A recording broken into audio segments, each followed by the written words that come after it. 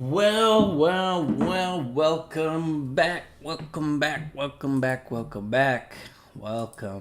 Did you enjoy that song? I just made it up off of the top of my head.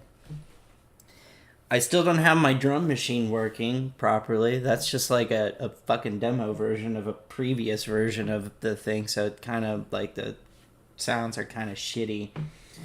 So yesterday I was trying to read the news, and Lothier Mordred, someone I've known for quite some time, decided that he wanted to really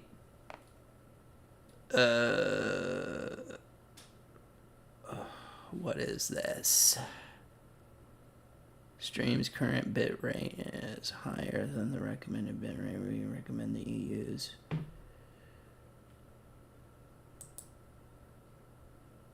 Okay.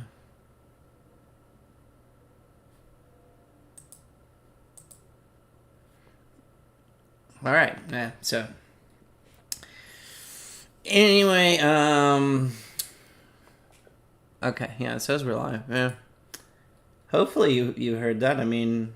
So anyway. Yeah. Lothier Mordred decided he wanted to hijack things and make it about himself and his opinions, and it's very scary because, you know, his opinions are not, you know, they contradict that of reality. Now, so I'm just gonna say this. Hopefully he hears this part. Is like look, here's the facts. Like, these are just facts. These are not opinions, Lothier. If you happen to hop in, these are the facts. The American dollar is devaluing. It's depreciating. In fact, more and more countries, more and more like people over the world over are backing up their currency, their financial investments in American currency. More and more of them have stopped doing that, so it's becoming less and less of a thing. And that is because the American dollar is depreciating in value. It's collapsing. Our stock market is collapsing. Like, all the stocks are just touching the floor, except for a small handful that have military contracts. You have a negative 15% job market, which means jobs have disappeared, like 15% of them. Homelessness rates are increasing by 12%, like pretty much every year. They keep going up by 12%. You have mass layoffs and business closures, and I got some articles actually about that across the United States, like thousands and thousands of layoffs, or millions of layoffs, thousands of businesses closing down. And the central banks the world over are investing in American currency less and less and less, and investing more and more into backing up currency in gold, silver, and yen, because the Chinese economy... Oh, that's the other thing about the American economy. We have more deficit than ever before in history, than any other country ever before in history, and we have...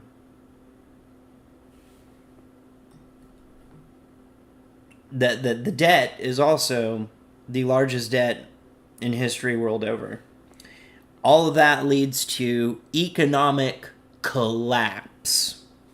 It's a pretty big problem. Now, I could sit here and I could be like, you know what, actually? Like, as a leftist, maybe MAGA should continue doing what it's doing and sawing America's foot off, because it's essentially ending American imperialism. And China has caught up. China actually has not a deficit, but a surplus.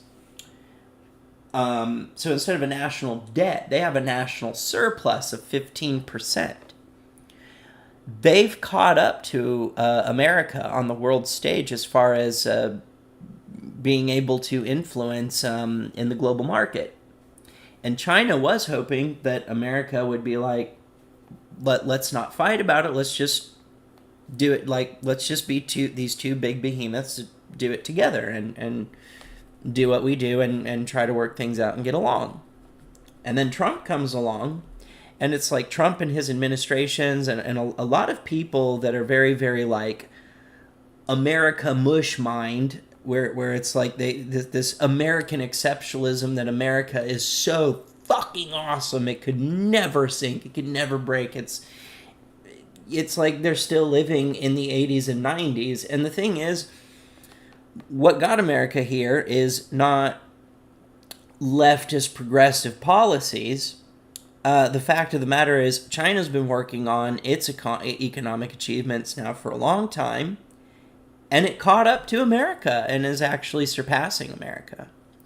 So that's why when Trump is like, oh, I'm going to put 200% tariffs on you, Xi Jinping doesn't care. Okay, you have to understand, America is no longer in the position to call the shots like we used to. Because, you know, like, we tell China you can't have our soybeans. It used to be the case where if America said, we're not going to do trade with you, that was like, oh my God, what am I going to do? Nowadays, Xi Jinping doesn't care. That's like the Cayman Islands telling the world, we're not going to give you fruits. Nobody cares. Or the Cayman Islands saying, hey, I'm building a bomb. And the rest of the world's like, yeah, we have like thousands of those. We don't care. You know, it's the Cayman Islands. Nobody cares.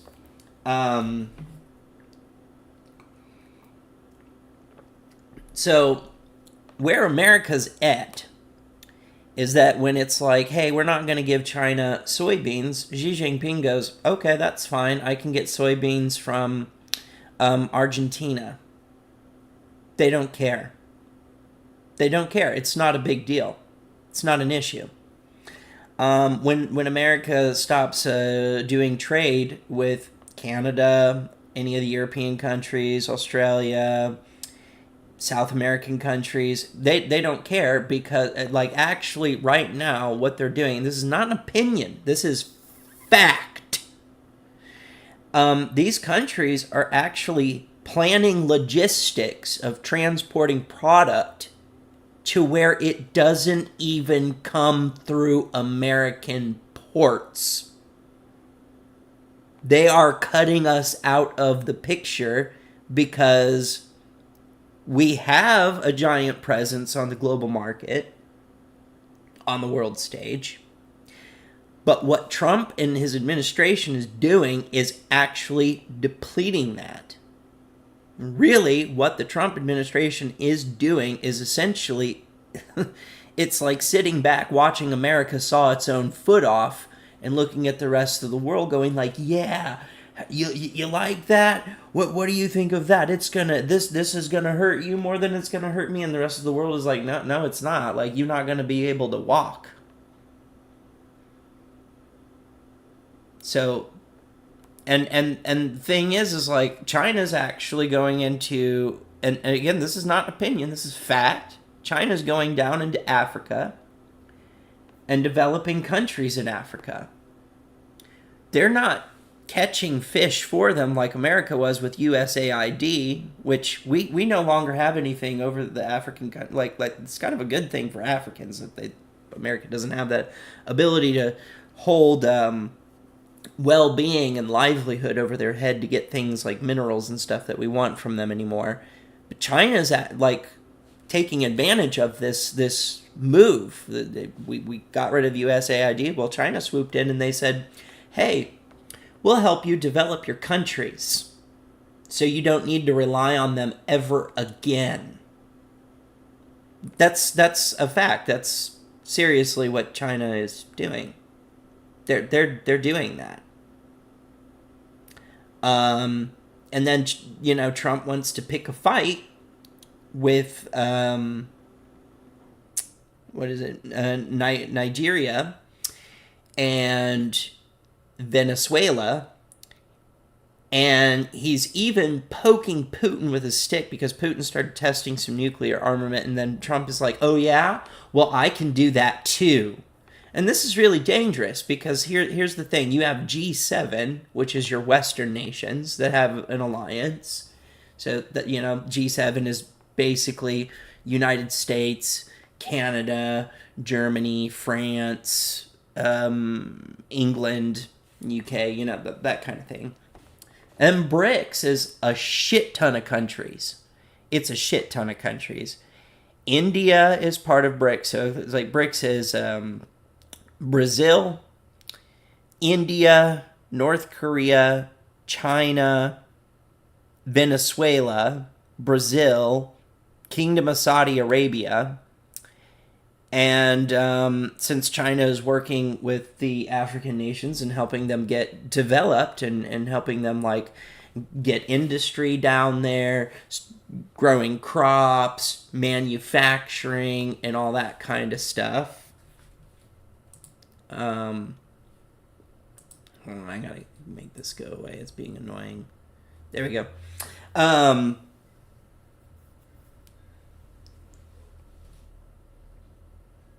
Yeah, so they're doing so like it's very possible that Nigeria is also joining BRICS.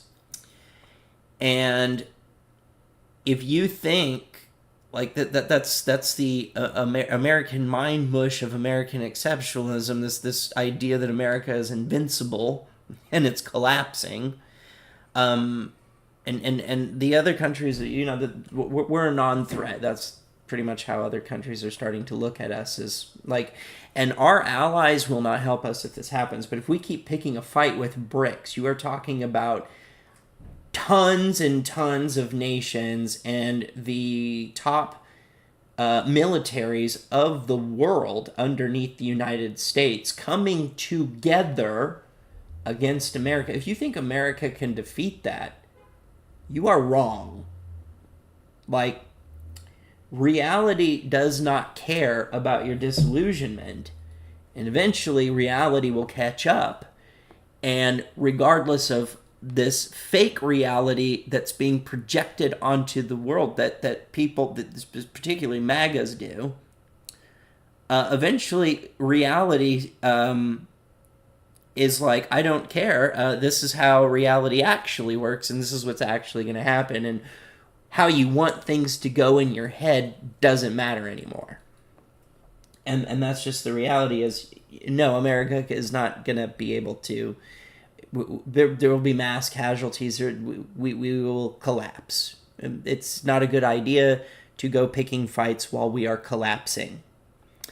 It's a real bad idea. It's a really stupid idea. And our allies are not going to help us because Trump pissed them all off. Like Canada and UK and all these European, basically G7 has looked at America and said, you know what? We're not going to deal with all you guys until you get your shit together, because what you're doing is insane. You want to levy all these tariffs and do this trade war against us, and we don't need your products because we can just go to other countries and get them. So why would they get involved in a fight that we picked and risk World War III? They'd probably more or less sit back and go, you did this to yourselves. You literally, America, you're sawing your own foot off. And I could make an argument that maybe leftists should be in support of the destruction of America. Because China being the big powerhouse, we might become part of China, and then we would actually have access to universal health care. So go, Trump, go. Trump, keep doing what you're doing. Keep destroying America. It's actually a good thing. Maybe we'll become part of China, and we'll have actual socialism. So maybe the left should support Trump because he's destroying America. He's destroying American imperialism. He's destroying the economy. He's just wrecking it. Just that AI slop video of him in an airplane pooping, dropping shit all over America, is a perfect metaphor for him. And maybe the left should be like, hey, you know what? It is a good thing because the America will collapse, the government will collapse, the economy will collapse, all of it will collapse, and then we'll be absorbed by China, and then we'll have universal health care. Then we will have access to mag lifts and bullet trains and stuff and green energy and actually start getting this shit kicked off. Wouldn't that be fantastic? So maybe we should let MAGAs and maybe we should support MAGAs and Trump and allowing them to just and encouraging them, hey, keep sawing America's foot off. We might actually become a socialist country and take, become part of China. And then all the white Christian nationalists, if we get, our answer to China, Xi Jinping will just have all the Christians go to re-education camps. Because that's how they are over there. So, I don't know, maybe it's a good thing. Maybe. Or, you could say, I think we should do this the right way and do it democratically and save our democracy. Or, we could sit here and just cheer, keep going, MAGA. No, Trump, MAGA is great. You guys are destroying America. You're destroying American imperialism and we'll get absorbed in by China. And maybe we should be okay with that. So, maybe MAGAs and little conservatives that want to try to gish gallop me in the comment section should think about that before they do that. Maybe. Just maybe. Just maybe. Just saying. Maybe. I forget the prompts on this all the freaking time. Okay. There we go. So. Wee. I just want to make sure. Shit. Okay. So, I keep dropping in... I keep dropping in stream health for some freaking reason. I don't know why.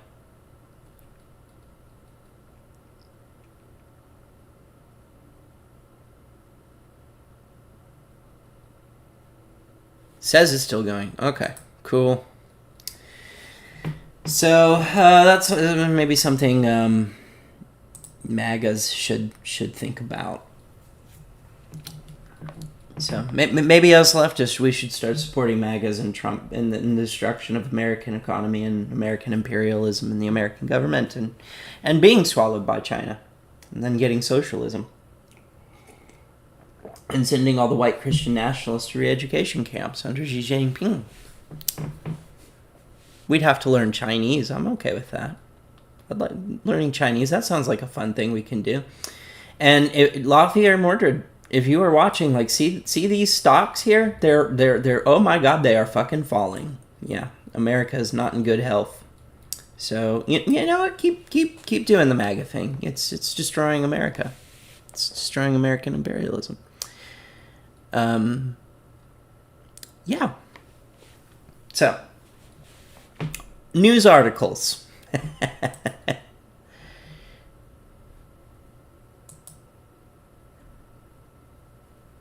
Still doing it.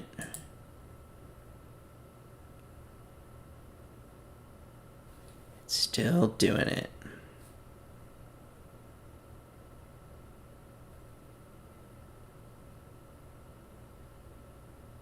Okay.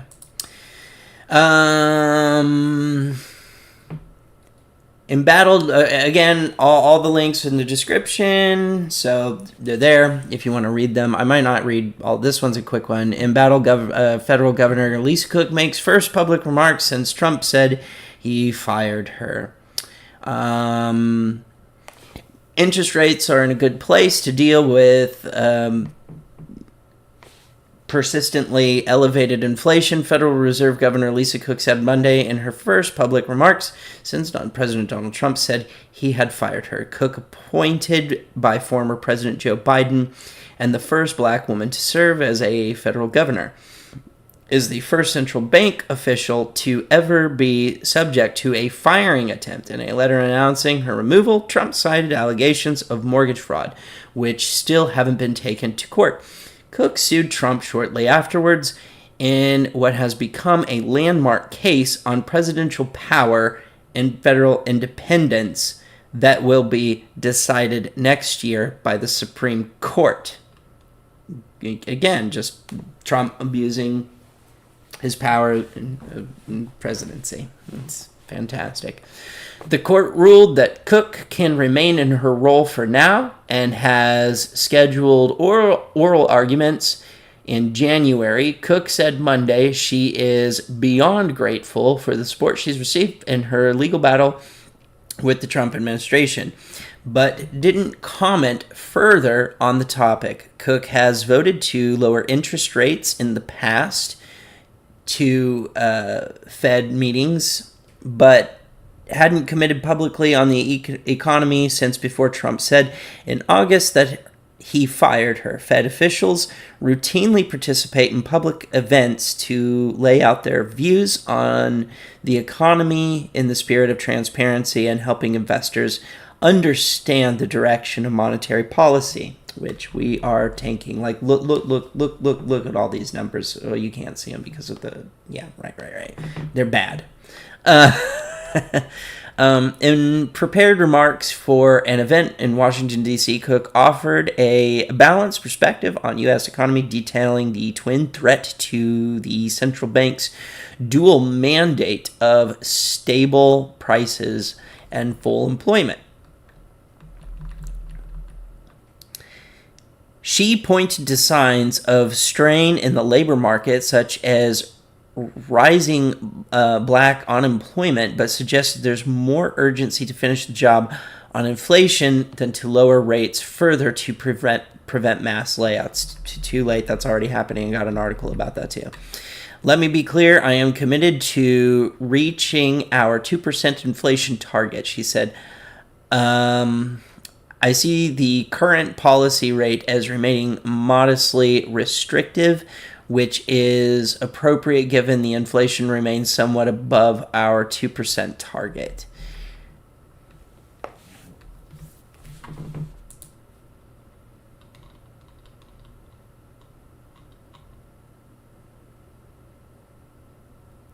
Powell has characterized the notion of limited tariff inflation as reasonable. Cook herself said, the effect of tariffs on prices, in theory, should represent a one-time increase. Oh, that's bullshit.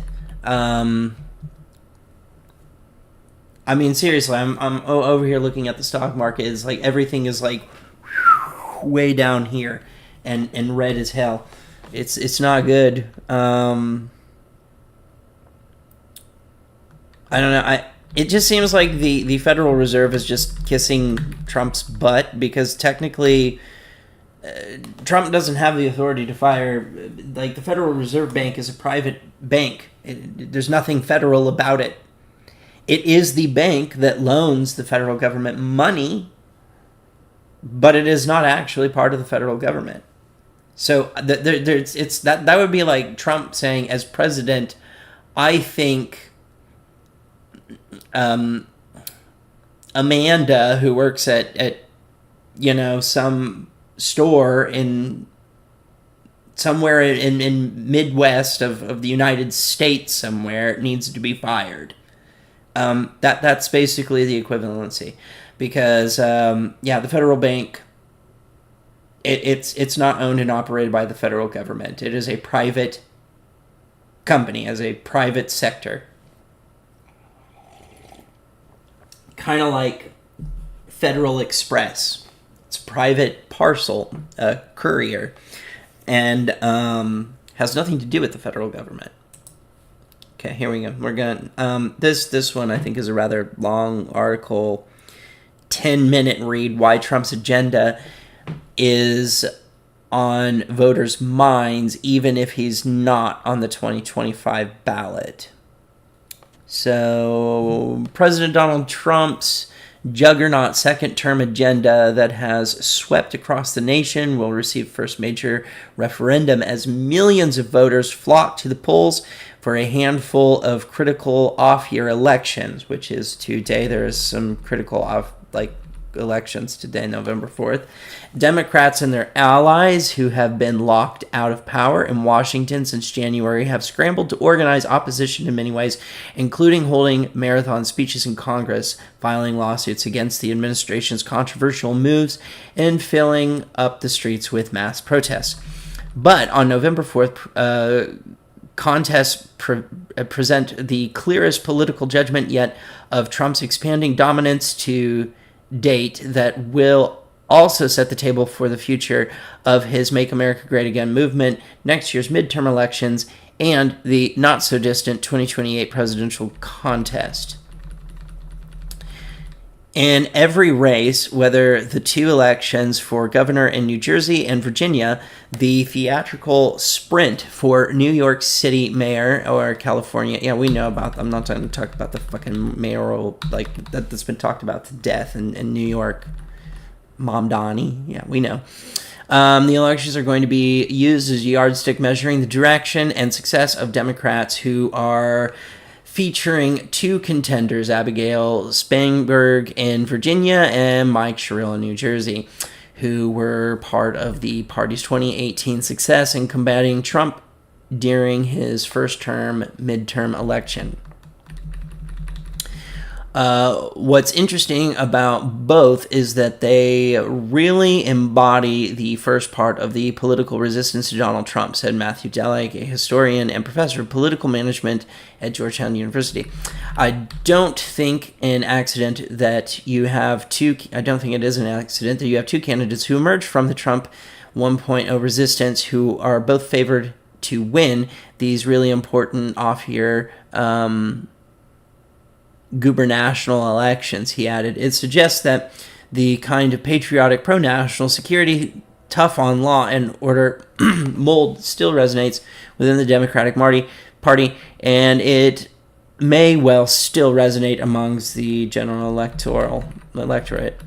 But part of the Democrats' year-long rebranding is growing and radical progressive populism embodied by New York Assemblyman Zoran Mamdani, a socialist-aligned candidate who is winning over mainstream Democrats. Just not just Zoran Mamdani now. There's other socialist candidates running who are winning, which I think we should do. If we do socialism, the people who are against socialism, if we actually do socialism, I guarantee you the people who are against it, these people can't even define it to me. I've had people say oh, boo, it's socialism, that's authoritarian, and then I ask them, what is socialism? They never define it. They don't know what it means, and I guarantee you if we do it, the people who are against it will end up actually liking it because we have living models of it. It seems to be a much more functional system. So then you can go even further than that and say, let's do anarchism and just get rid of all hierarchy. That's just me. As president tests the limits of his executive authority and takes a bulldozer, he's taken the bulldozers to the East Wing, in some cases literally, approaching to changing Washington and the country, the ramifications for Republicans and Democrats are going to be played out in these results. Here's the thing is he's changing all this stuff politically and that, but the thing is is that reflective of how the American people feel? And it may not be. And if it's not reflective, and actually many surveys show that some of the things that the whole MAGA movement is doing are wildly unpopular. Really, really, really unpopular. and doing them doesn't make them popular. It's actually drawing attention. Like, some people think, oh, that sounds good on paper, and then when it's actually implicated, like put in front of them, they're like, oh, this is horrible. I thought this would just, with MAGAs typically, affect the people I don't like, and they're coming to find out, no, it just affects everybody. It literally, it is that AI slop video of Trump flying a plane over America and just dropping shit on all of us. Even the people who supported him. It's not just the marginalized groups you don't like.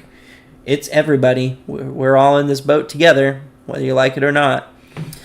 But MAGA activists and other conservative-leaning leaders believe that Republicans can stop that narrative from taking root in 2026 when Democrats hope to take back the U.S. House of Representatives, not just the House but the Senate. If the Democrats don't win New Jersey and Virginia by significant margins, it's blunted.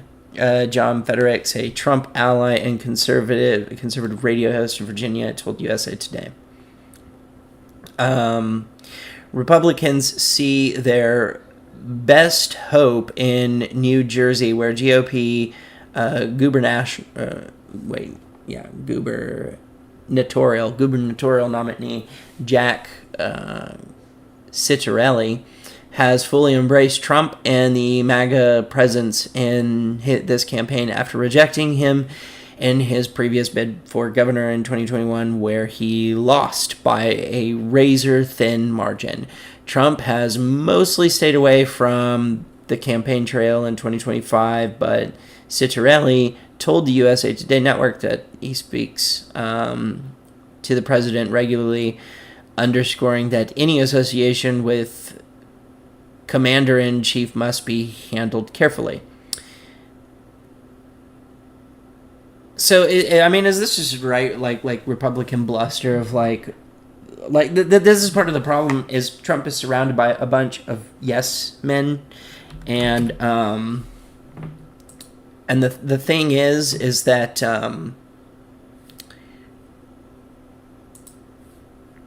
you can surround yourself by yes men that are saying, oh yeah, Trump, you're really, really popular, The thing is, his approval rating in the toilet. His approval rating is in the toilet. Not just overall, but like on many issues, his approval rating is just in the toilet. But he surrounds himself with yes men, so he thinks everything he's doing is really, really popular, and all he's doing is just pissing everybody off.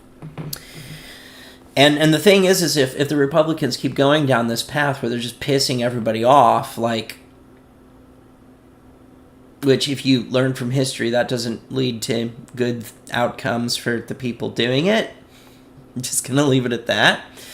On top of that, this could be shooting, Republicans could be shooting themselves in the foot. If, because of this huge push that is just taken a giant shit all over the American people. What leads these Republicans to think that they will ever lead or win an election again? Sure, they'll get local races done in rural areas and stuff, but overall, they may never get the House and the Senate back ever again, or it could take generations before we see another Republican president. Or the only way I can see having another Republican president is if the Democrats do go democratic socialism or social democrat and actually go to the left, and then the Republicans start taking on the stance of neoliberalism, then maybe we might see a Republican in office again. I don't know. I don't have a crystal ball. I can't predict the future. I'm just speculating here. I don't know. And America seems to be wacky and wonky and fucked up enough where it seems like it's entirely possible that America would act, half the country would try to pull an authoritarian move again, I guess. So that's a possibility. If Ciccarelli prevails, it would make the 63-year-old former assemblyman a MAGA star and credit him with stiff-arming Democrats. See, that's the thing. Like, MAGA's not very popular. Yeah. Most prognosticators don't believe votes will deliver Lieutenant Governor Winsome Earls Sears, and I've never heard of this guy, upset over Spanberg in Virginia. However, and conservatives in the old Dominion state talk more about other Republicans, such as Lieutenant Governor candidate John Reed, a rising figure in the MAGA ranks. In the race for Virginia Attorney General candidate, for instance, Republicans have spent more on aiding GOP nominee Jason Myers in the final weeks than on the governor's race.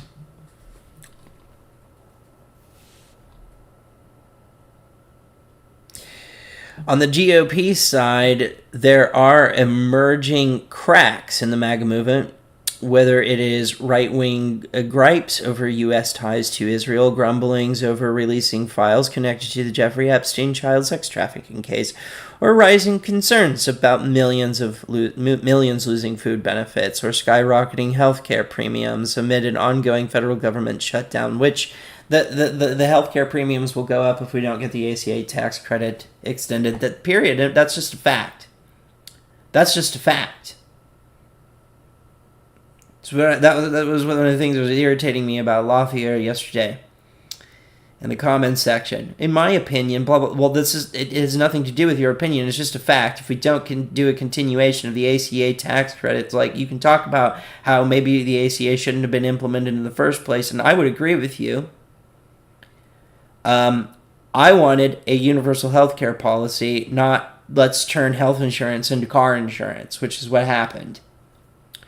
But now that it's in place without the ACA tax credit, and I was trying to say this yesterday, and he kept gish-galloping me in the fucking fucking comments. Look, it's just a fact. If they get rid of the ACA tax credit, if you have private insurance or insurance to your employer, your premiums and your out-of-pocket expenses, everything, every little fucking thing, which American healthcare is very confusing.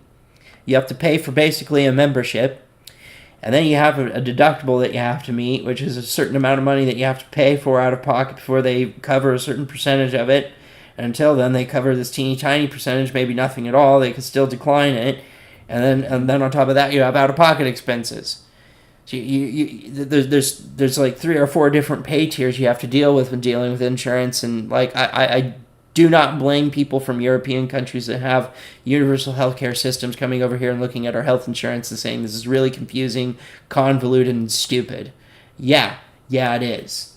And if you think ACA is a problem, yeah, I agree with you. I wanted universal healthcare. I did not want to turn healthcare into car insurance. But like I said, it's here. It's done. It's happened. The only way to fix it at this point, man, well, you either fuck over the entire country to where nobody has health insurance anymore, or we just swing into having an actual, real universal healthcare policy, or keep what we have and keep the subsidies going and tell the companies to keep the prices low, so we're not priced to the point where nobody can afford healthcare. Those are really kind of the options. But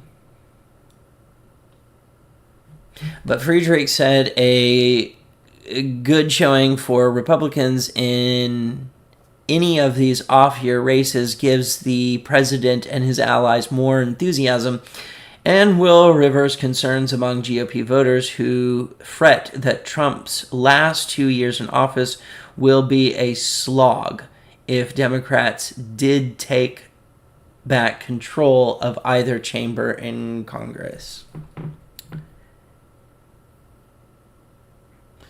The national narratives go from, oh, Trump is done, they're going to impeach him, and they lose 25 seats, to, holy crap, here's 2 states that are not red that really seem to like what the president's doing, and maybe they pick up. I don't know where they get that. Like, what he's doing is deeply unpopular. In fact, there's a lot of red states that could be turning blue. Kansas is one of them. Kansas is turning blue. Yep, it's turning blue. There are areas of Kansas that are turning blue where it's like nobody would have saw that coming. But you have to keep in mind, like, think about all the farmers and cattle ranchers in Kansas. Like, Trump basically went up to them and shot their children right in front of them, took a shit on their porch, and flipped them off, and then got in a Black Hawk helicopter, his little gift from Qatar, and flew away. So I can imagine they're very, very pissed.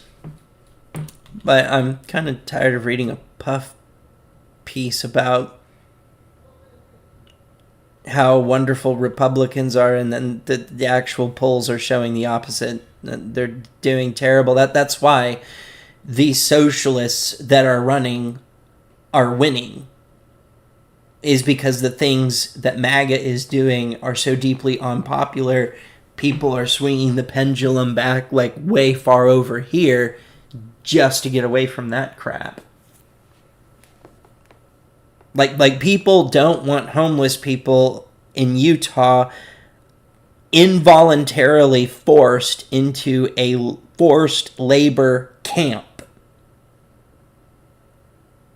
I don't know what about that says freedom. I don't know what about that is American. Like it's just gotten too funky. Like you've got a militarized sort of police force roaming around in like all these cities and fucking terrorizing people.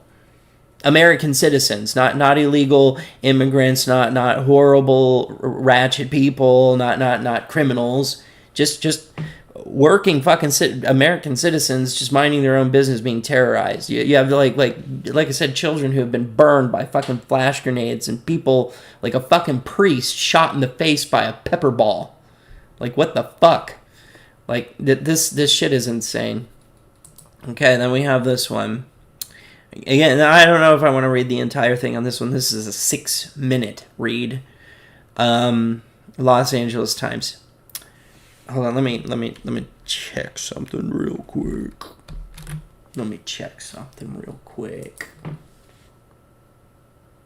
Yeah,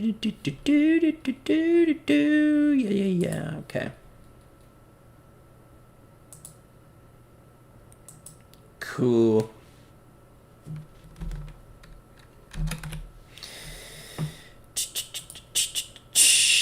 I don't know why the internet was bumping up and down, but it seems to be okay now. So this is a 6-minute read. So both sides say democracy is a stake with Prop 50, but for very different reasons. If the ads are any indication, Prop 50 offers Californians a stark choice: stick to Trump or throw away the Constitution in a Democratic power grab. And like so many things in 2025, Trump appears to be the galvanizing issue.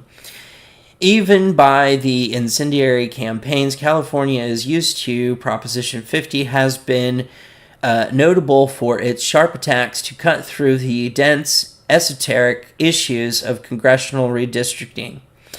It comes down to a basic fact. This is a Democratic-led measure to reconfigure California's congressional districts to help their party win control of the U.S. House of Representatives in 2026 and stifle President Trump's attempts to keep Republicans in power through similar means in other states. See, this is what I don't understand when so Gavin Newsom in California, he does this with a vote, so he does it democratically. He asks the people, do you want to do it? And they're like, maybe they'll say yes, maybe they'll say no. If they say yes, I mean, he's done it democratically.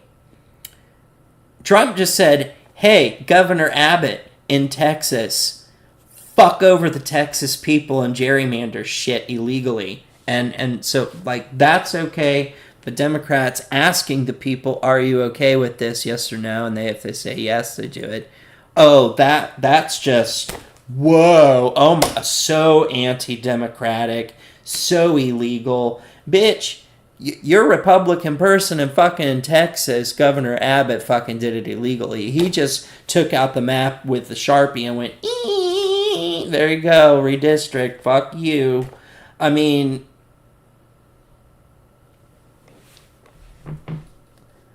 this is what I mean. Like, some of these news vendors are getting stupid. Like, why is everything framed on the Democrat side bad? Because it's oppositional to Trump. Even no matter how they go about it, if they go about it as ethically as they possibly can, bad Democrat, bad. But when the Republicans are just like I'm going to take a Sharpie and just kind of do this and erase that. And yeah, there we go. And then all these people don't get represented and all these people don't get represented.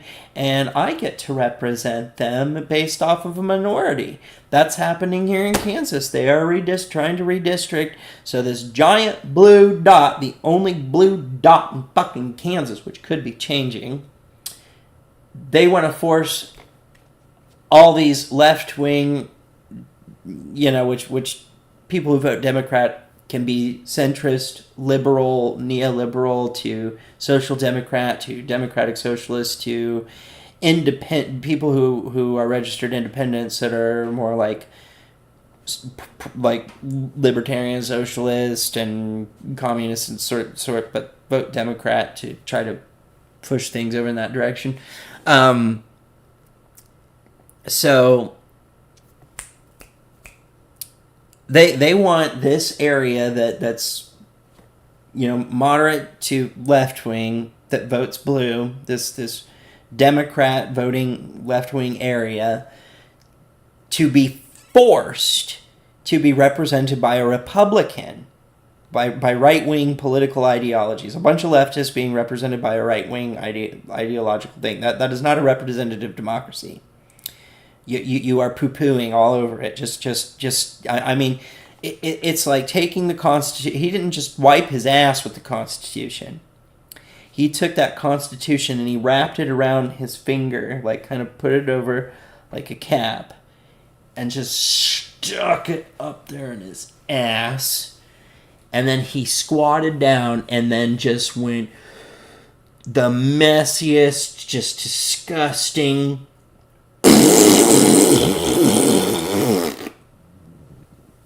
And that's what they did to the Constitution. And so let's make the numbers simple so it's easy to understand. You have 100 people who are left wing being represented by a right-wing person in DC on behest of the two people who live in the rural areas. That is a minority rule. That's what that is. That's a minority rule.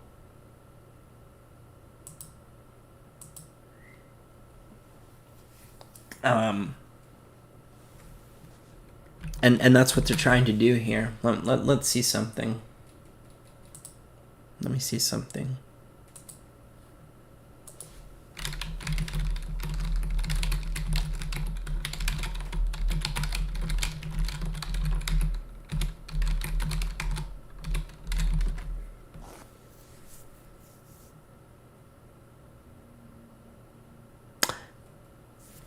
Yeah, that's what I thought. I'm not mistaken on this.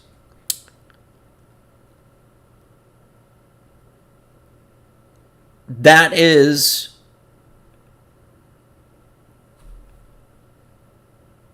American was principally designed to operate under a majoritarian government. The Crisis of Minority Rule in American Democracy by Georgetown Law. Yeah. A minority rule, known as minoritarianism, is a form of authoritarian government. Whee! So, not shocking. I was correct on that. I figured I was.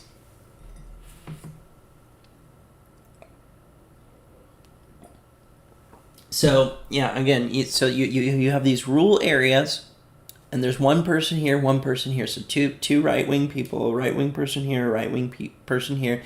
Then you have this area. It's got 100 people in it, and they're all left-wing. And the state is saying these 100 people are going to be represented by right-wing because of the two people. So 102 people are going to be represented by right-wing, even though 100 of them want left-wing representation and only 2 of them want right-wing representation. That's what the state is trying to do.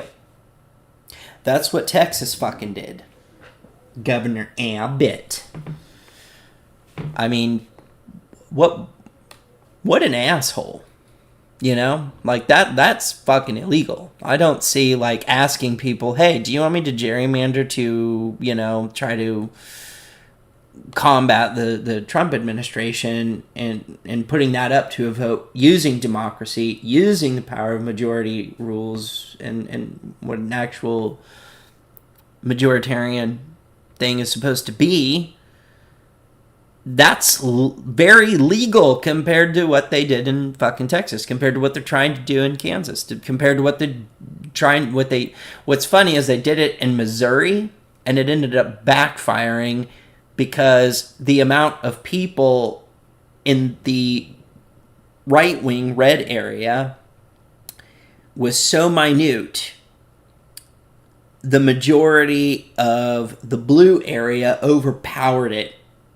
So now the city part of the district still gets their left-wing representation, but the people in the rural area lost their right-wing representation because their population was just not big enough to overpower the vote.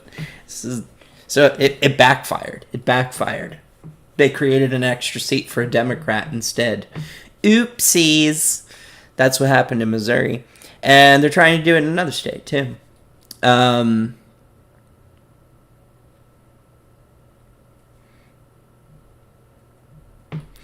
Even by incendiary campaigns, California is used to. Proposition 50 has been notable for its sharp attacks to cut through the dense, esoteric issue of congressional... Okay, we read that part.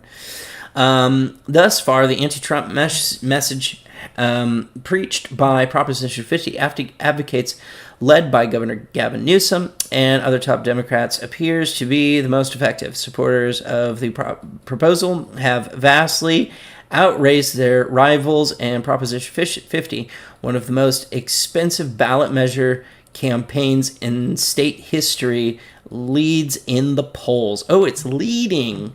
Uh-oh, MAGA people. Again, MAGA is becoming increasingly less and less popular. It really is, and it's dangerous. Like, it's destroying fucking America. Like, I don't know how you can how is it patriotic or even nationalistic to be like, yay, let's destroy America. I mean, I don't understand.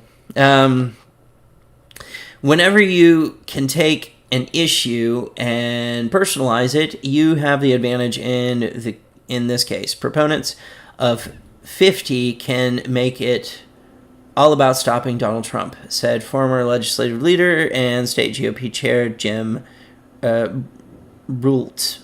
I have no idea how to pronounce that guy's name. Adding to the drama is the role of the two political cultural icons who have emerged as leaders of each side. Former President Obama and former Governor Arnold Schwarzenegger against, both arguing the very essence of democracy is at stake. Well, if you want to keep democracy, you should want to get more Democrats in the House and the Senate, because what Trump is doing and his regime is very anti-democratic. You know, this is not normal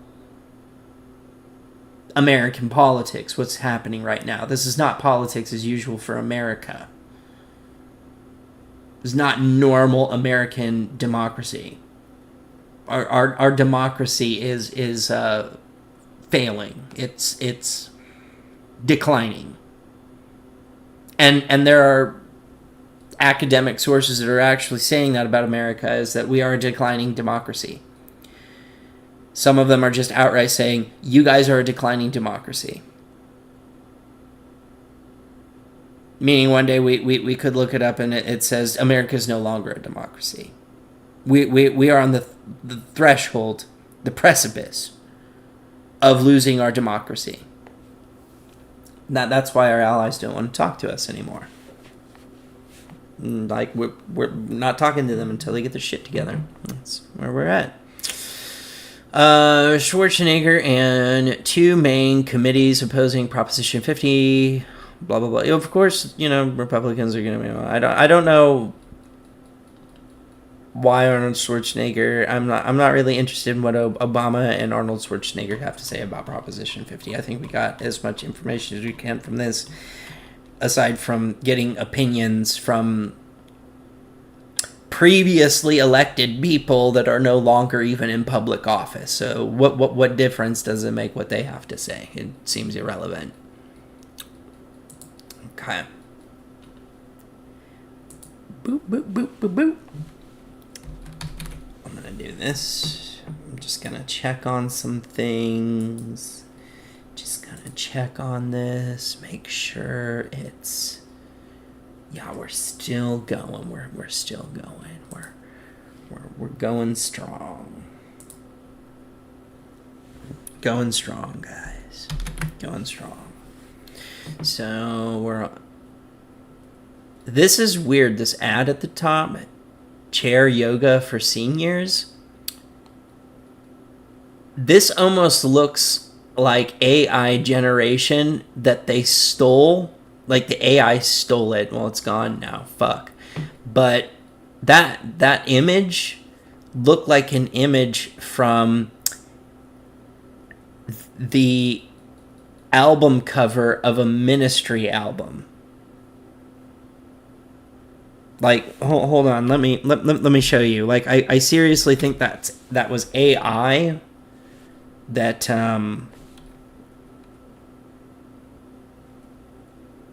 wait a minute, maybe that's the prompt. I think that's the prompt. Yeah. Hold on, just a second. I'll show you this. Like, I'm serious. I think that seriously looks like a Ministry steal. Like AI thought that it could do something and found that image and thought no one would notice. And then I came along and I was like, hey, that looks like a Ministry cover. From one of their albums. God damn it, where is it? I have too many albums. Too much music. Oh, who am I? You can't have too much music. Forget that.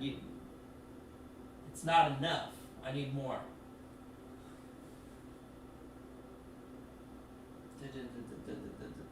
Where is it? I recently reorganized stuff, so I am having to really, really look hard. I don't know where I put the Ministries at.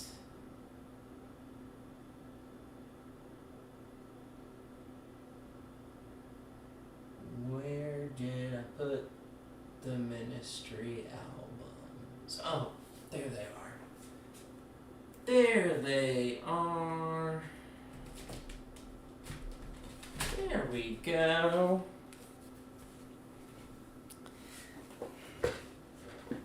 So we might have just caught a prime example of AI stealing art. Do I need this? Maybe I need the light. Maybe I don't. We'll find out. So there we go. Well, let's make sure.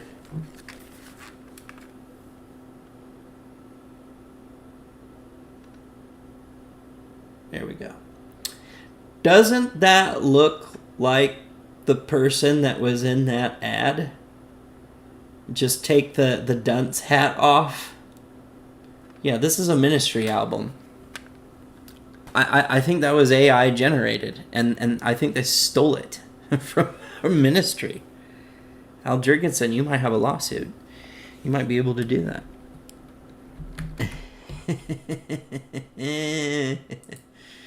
Eh.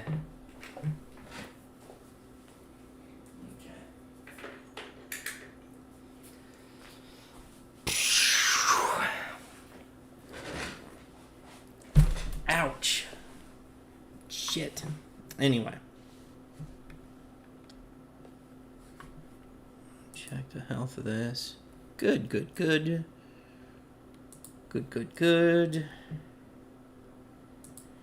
Okay. All right, back here. So we got this CBS News. Some Americans are getting sticker shock as they shop for ACA insurance. So it begins. We are going to start to see the impact of this bullshit that. And one of the things I was trying to say to Lothier the other day in the comments is that the Republicans don't have a replacement plan for any of this. They don't have a replacement for ACA, that for healthcare in general. They don't have one for SNAP at all. And if we're going off of Project 2025, the goal and idea is to just get rid of them. Is to not replace it. And it will have massively damaging effects on Americans as a whole. So,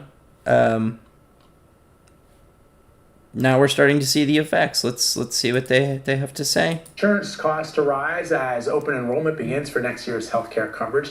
It's an issue at the center of the government shutdown. Subsidies for the Affordable Care Act are set to expire this year. I want to bring in Cynthia Cox. She is the Vice President and Director of the Affordable Care Act program at KFF. Thanks so much for joining us, Cynthia. So, explain how much these healthcare insurance costs will go up and what it means for the average American.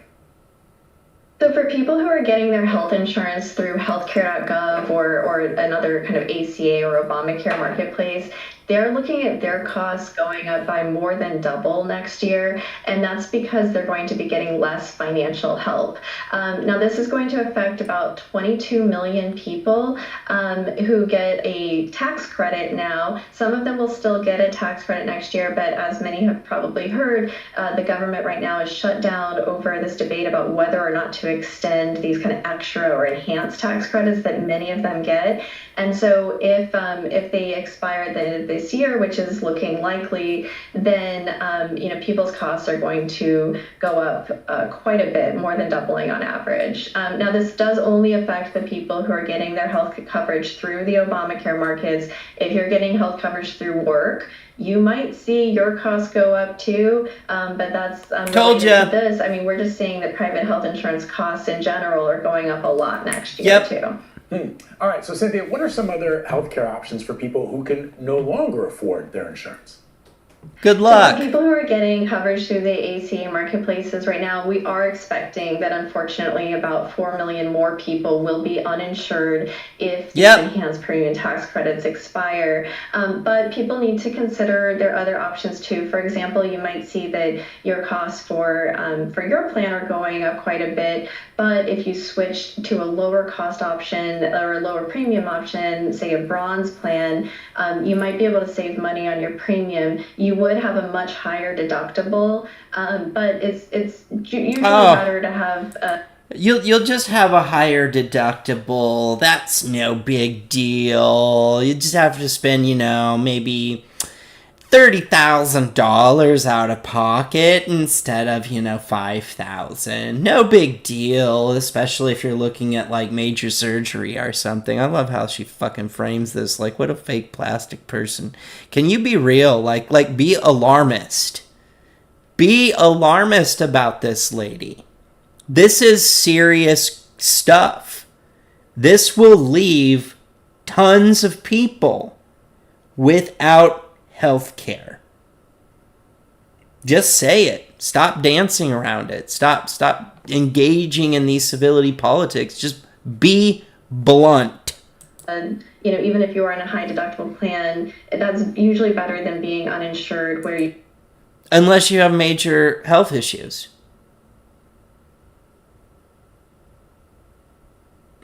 I mean, I'm disabled. I got a chronic pain condition. I've got atrophy, nerve damage, lack of range of motion, all kinds of stuff. I'm medically abandoned. I have health care, but it's basically like all I can do is see a primary care physician. I can't go to pain management. I can't go to neurology. I'm screwed.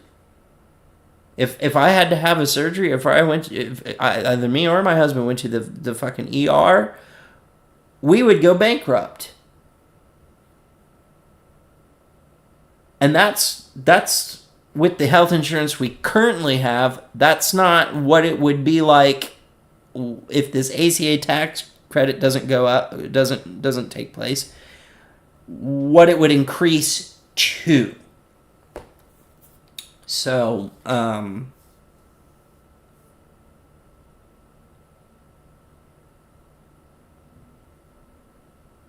this is just like, the thing in Fight Club where he shows the pictures of people like having smiles on their faces as like the plane is crashing in the little picture book thing, and trying to give people a false sense of security and calmness to keep everyone calm even when they're dying or something. Like, it almost seems like that of like, oh, there's still options available, if you don't have any health problems, you could switch to a really shitty health insurance plan and it won't cost you as much. You'll have a higher premium, but don't worry, you don't have to go to the ER and stuff all the time, so you'll be fine. You're 20 years old, you can do it. You just have, complete liability for any healthcare costs that you might incur. People should also talk to agents and brokers who are, there to help you figure out your insurance options. And if you talk to one of them right now, they'll be like, you're fucked. I've been there, done that. And I would suggest making that appointment sooner rather than later, because these folks are going to be very busy this year, as I think a lot of people are going to be. Yeah. And that's the thing is, like, a lot of what she said is stuff that, like, many people have been talking about for a long time. Is like, hey, this isn't just going to affect people on Medicaid, Medicare, okay? This is going to affect literally everyone. You're a private health insurance, your insurance through an employer, that shit is gonna go up too significantly. Many people, a very large amount of American citizens are almost on the verge of losing not having access to fucking healthcare because it's just going to become too fucking goddamn expensive. And people have been saying that she's just repeating this shit that we've been saying over and over and over and over and over again. It's like, how many times do you need to put out an article explaining this shit to people? Like, hey, this is what's going to happen. The insurance companies are already talking about it. Hospitals are already closing. They're already turning off, like, these sort of programs, like little phone numbers that you can call for local areas to talk to nurses or stuff. Those are gone. Like I said, there are maternity wards shutting down. Like, tons of those are gone. A bunch of rural hospitals have closed down. And the city hospitals are cutting different sectors to them off to save money and still increasing costs. And everybody, like when I approach MAGAs on the internet, they're all like, oh, cry some more, liberal. You have to pay for your own insurance. And it's like, no, you're being...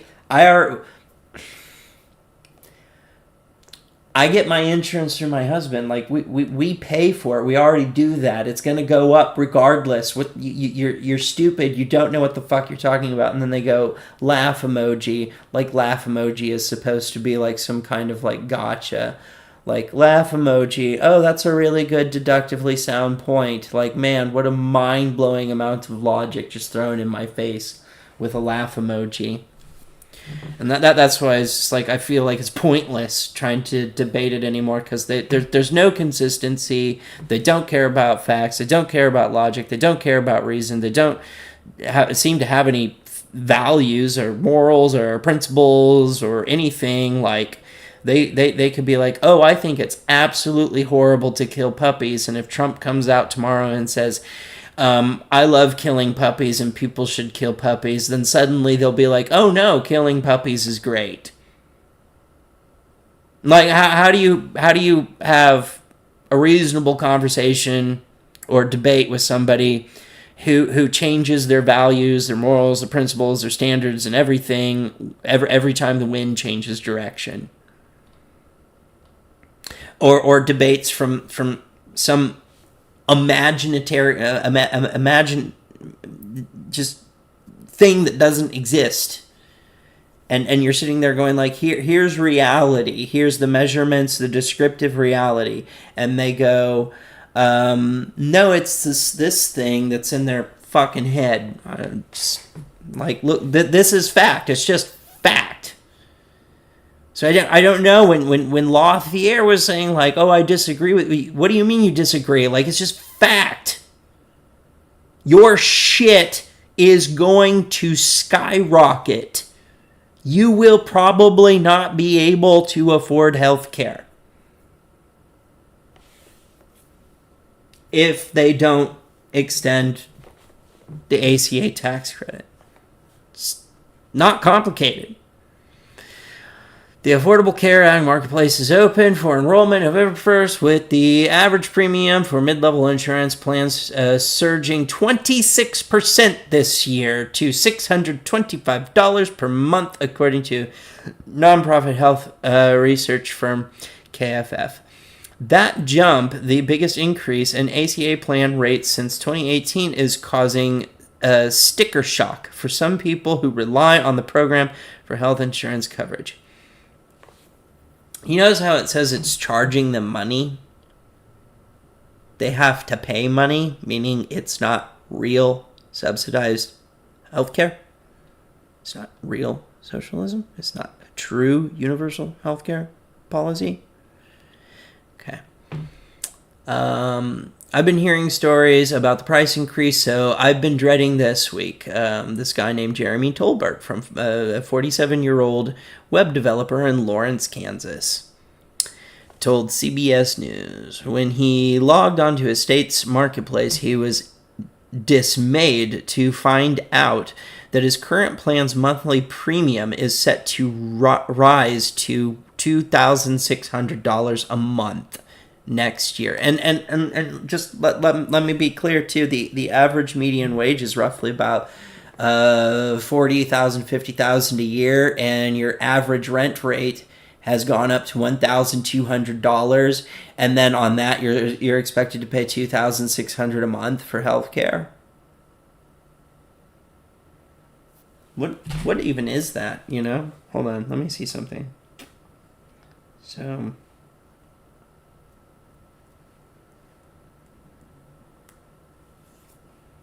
social media is trying to get me to interact with it by push notificationing me to death. 2,600 plus 1,200, and you got the electric bill going up, so we're gonna go 200 for that.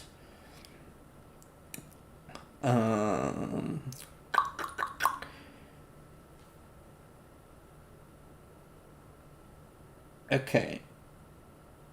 So this is just healthcare rent for a 1-bedroom apartment, an electric bill for a 1-bedroom apartment for 1 month is $4,000. You make $50,000 a year, which is being generous. That's your whole paycheck. Oh, wait. I did that wrong. Hold on, let me see. Yeah, that's your whole fucking paycheck. Your whole paycheck after you pay for health insurance, rent, and electric. And you make $50,000 a year before taxes are even taken out. That's your entire month's paycheck. So that doesn't count your internet, your phone, medical out-of-pocket expenses like pills, doctor's visits, etc., putting gas in your car, food. We're talking about an income of $50,000 a year. You are broke. You are in poverty. $50,000 a year should not be poverty wage. We are getting to the point where $50,000 a year, making $50,000 a year, is I'm a broke ass bitch living on the street, poverty wage in a cardboard box, poor. I don't know how to make that any scarier. I don't know what's going to make people go we're going in the wrong direction. Like what? You have to lose everything? Like I've been saying that for a long time. I think a lot of people have become really complacent, really stupid and naive. And it seems like they're not going to understand how horrible this shit is until it kneecaps them with a lead fucking pipe in like right on the fucking knee. Breaks their goddamn leg. Like things have to get as bad as they can possibly get for people to finally say, okay, this is bad. So it's like being in the coal mine and you have the canary and 10 of the canaries have fucking died. And you just keep going like, nope, everything is fine. And then like people start dying. And then once everyone's dead but you're like, oh, maybe it's not. Maybe I should get out of the coal mine. I think we're running out of oxygen. That's what it's like. America's sawing off its own fucking foot. That doesn't include higher cost sharing for his family. Oh, wonderful. Such as larger out-of-pocket maximum for 2026, meaning he's facing higher costs on both ends for the same coverage for himself, his wife, and their 11-year-old son. I already pay a significant portion of my income for this insurance, he noted. What the hell am I paying for at this point? Yeah, right. Most people are just going to stop paying for health insurance and going to doctors' offices and paying out of pocket. Just private payer.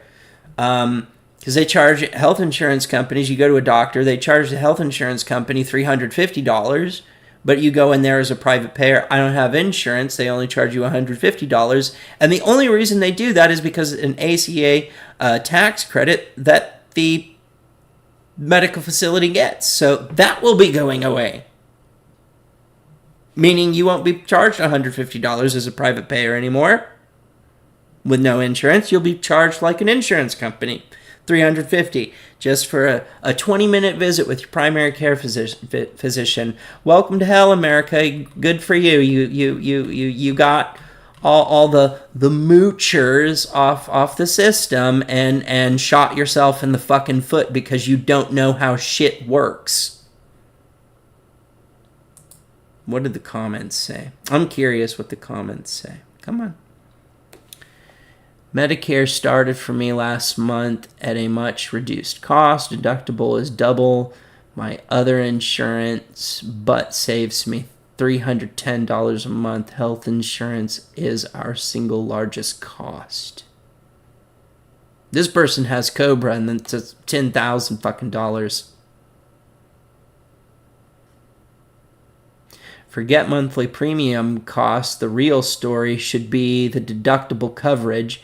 My Kaiser Silver plan with its minimum $9,000 deductible based on the level has become nothing more than a catastrophic insurance plan.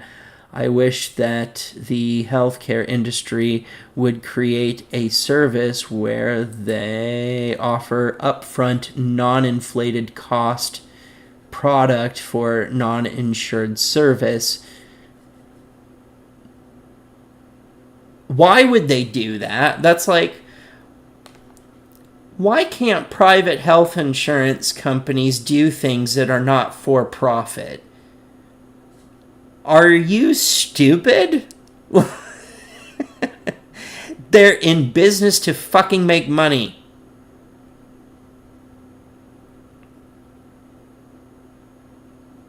So I can go there for their basic stuff and only use my Kaiser coverage if I were to land in the hospital. You obviously don't know how fucking health insurance works. You don't know how capitalism works. That wouldn't be how... They're not going to make profit by doing that. That's stupid. They're not going to do that. They want perpetual profit growth. Learn how capitalism works. I love it. Like it's so fucking frustrating how anti-capitalists have to constantly explain capitalism to pro-capitalists because they don't know how their own... It's like playing a game of Monopoly with somebody and they're like, oh, I really love this game, and the person you're playing with invented it. Which the person who actually invented Monopoly was a woman, and she was a socialist, and the original game was not called Monopoly, it was called something else, and it was designed to teach people how a single payer tax system was a better solution to housing cost than the Monopoly. Actually, it might have been called Monopoly, and that was why, is to show how the current system at the time, back in the 1920s, that was leading to slumlords. Basically the same situation we're in now with rent companies and apartment complexes and property. Same problem we're facing now is that we wouldn't be in it if you had a single payer tax system. And that's what the original game was meant to show people, is to teach people, is that if everyone paid in the same amount, the original game, there were no winners, there were no losers. There was no end to it. It would just never end because there would just be this constant, perpetual thing. And the whole point of that was to show that a socialist model towards rent was more effective than a free market capitalist model. But anyway, it's like playing Monopoly with somebody who invented the current Monopoly that we know and understand it, and loving it to death, and not knowing how to play it despite it being their favorite game and being the ones who fucking invented it. And you're this anti-capitalist that fucking hates the game and go that this game teaches people really horrible values, teaches people to fuck people over and push people under the bus and lead people to that. This is actually something I'm trying, my next video essay, I'm trying to work on a video about economic violence. And you're the anti-capitalist, you actually read the manual and you're like, you don't even know your own rules. Like, what you're describing isn't the game you're playing. It's a different game. It's called crony capitalism. It's called corrupt capitalism. It's called feudalism. You're playing feudalism and you're trying to play capitalism, and you don't seem to know the difference. Like, I don't know. It's wild. That's just metaphor, by the way. And this is so that again, you prove like our declining fucking economy, just fact. So if Lothier Mordred watches this, like, look, dude, just fact. It's not an opinion. Our economy is we're breaking. It's going tits up, man. I'm gonna check this stream again, make sure we're good. Cool.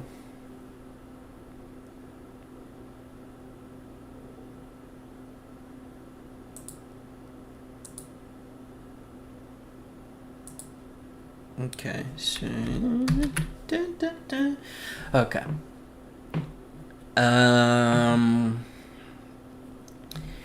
Tajel Rives woke up last Tuesday and kicked off her workday like she usually does by checking her work emails. Only this time she couldn't access the account. I don't need this. Oh, wait. And that's when I saw the email that I was part of the layoff. Rives was among roughly 14,000 Amazon corporate employees. You know, the guy who takes joy rides to space because trickle-down economics is supposed to work. That's what they keep fucking telling me. Keep saying, oh, give Jeff Bezos a tax cut. Give him a tax cut. Let him make more money.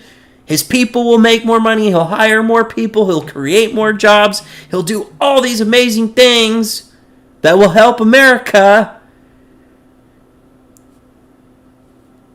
He's taking joyrides to the stratosphere, and he's laying off 14,000 Amazon corporate employees. Because here's the secret. Trickle-down economics does not fucking work. Giving tax cuts to the ultra-wealthy does not mean employees are going to get better benefits, better pay, more job security, more job creation. No, it just means that person will accrue more wealth and start doing ridiculous things that don't need to even be fucking done. It would be one thing if he was rich and he took a ride to the stratosphere just for the experience of being like, you know, it's a mind-blowing event. It's a, you know, like kind of once in a lifetime kind of thing. You have the opportunity to do it, and so you take that opportunity to do it because being able to go up in the stratosphere, look down and see the Earth is probably a pretty phenomenal thing to be able to do. To do it once or twice, okay, maybe. But you're taking joyrides. He's taking joyrides. That wealth is not trickling down if he's laying off 14,000 people. And still paying his workers $11 an hour, regardless of where they live. Like, $11 an hour in some areas is actually really good money. Not in any major fucking city, though. I can tell you that now. That's not you cannot live off of that wage. And if you think, oh, you should get a second job, well, I've tried applying for Amazon before, and I can tell you they have mandatory overtime.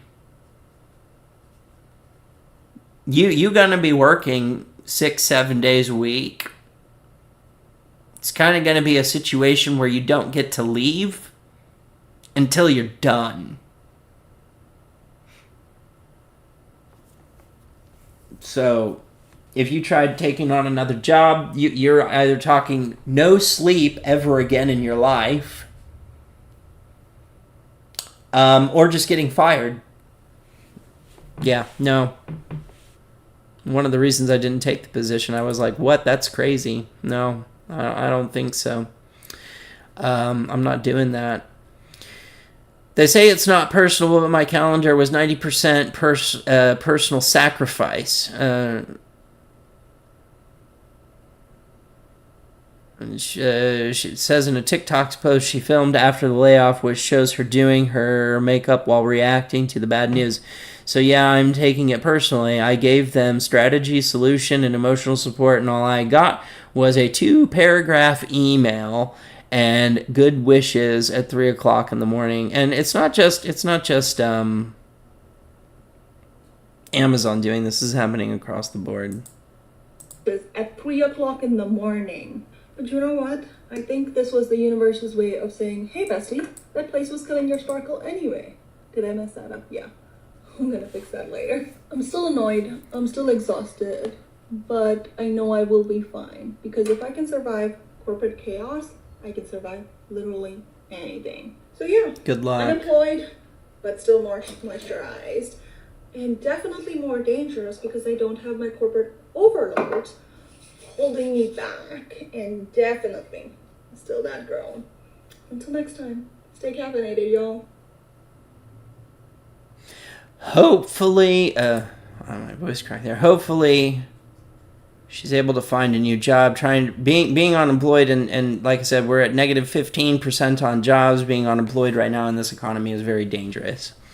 When job cuts happen, they are happening with recent mass layoffs at Target.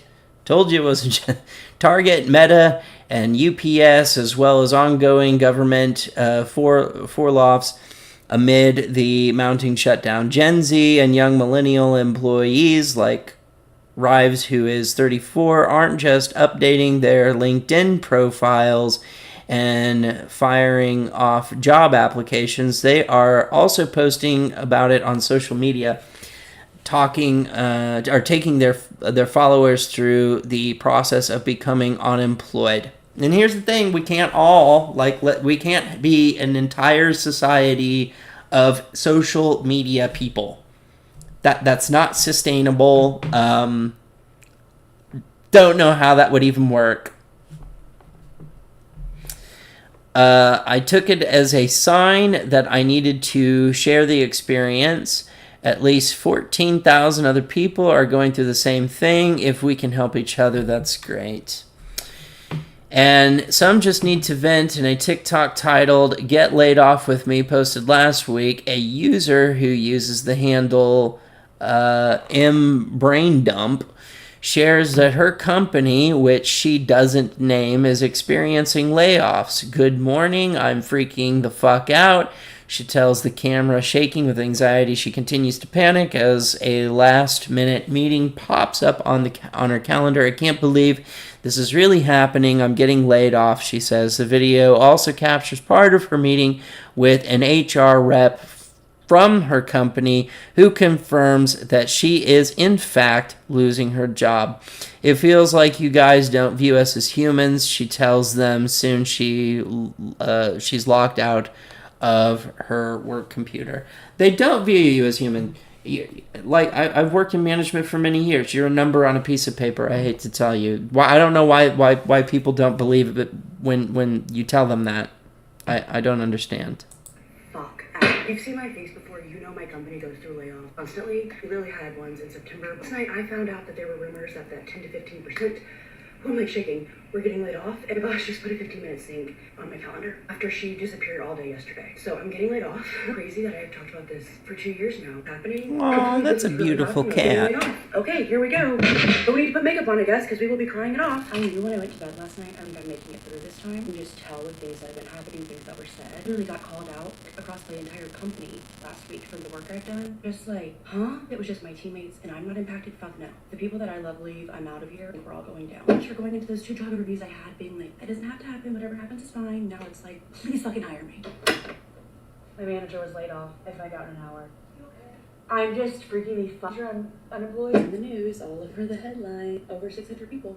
It's going to be in the news. Maybe go ahead and just let us know if we're laid off. I got laid off at Google. They did let me know at 3 a.m. They did send an email to my junk folder, but at least when I woke up, I wasn't have to wait, sitting here being like, do I have money to give my rent? No! Last thing I probably fucking need right now is a coffee, but I didn't sleep. I was ruminating about these layoffs. I'm a little confused because my skip level moved our one-on-one to 4 o'clock. Does that mean we know we're safe? Don't know. Last time I was unemployed, though, I was in a relationship. This time it'll just be little old me. I just got the message from HR to meet with them in an hour. It's the director. Director of HR. I think I'm gonna go off on the line. This is how you're letting people off, is just reading from a screen. Just, wow. Okay, I'm sorry, I'm not trying to reach you, but this company is appalling. It's bad. Feels like you guys don't view us as humans. I'm not a human here, I'm a number. I know why I lose access. I was like, go, sister. I can't believe it. Where's my company backpack? That has been locked by your administrator. I can't even get into my computer. In the mix of figuring out that I was autistic, my mom's cancer progressing, and this job being horrible, kind of let go of myself. I don't even recognize myself. I don't have friends. Like, knowing that, like, I'm gonna have so much time on my hands, be thinking about, like, my mom. And I got judges denying my disability, saying, oh, you can find a job. Mm-hmm. Sure. Let's see what she says.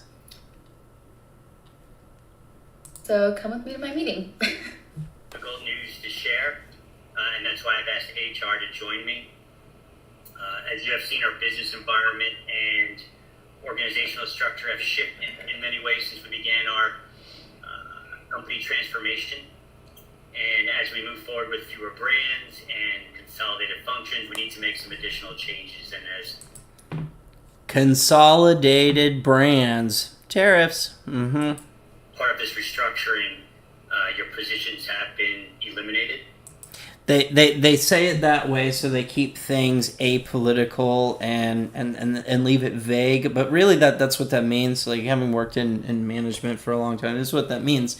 We've lost so much product because of the tariff war, because we're not getting things imported into the country, etc., etc. It's become too expensive. Instead of explaining all that, they're just like, hey, we're moving in a different direction.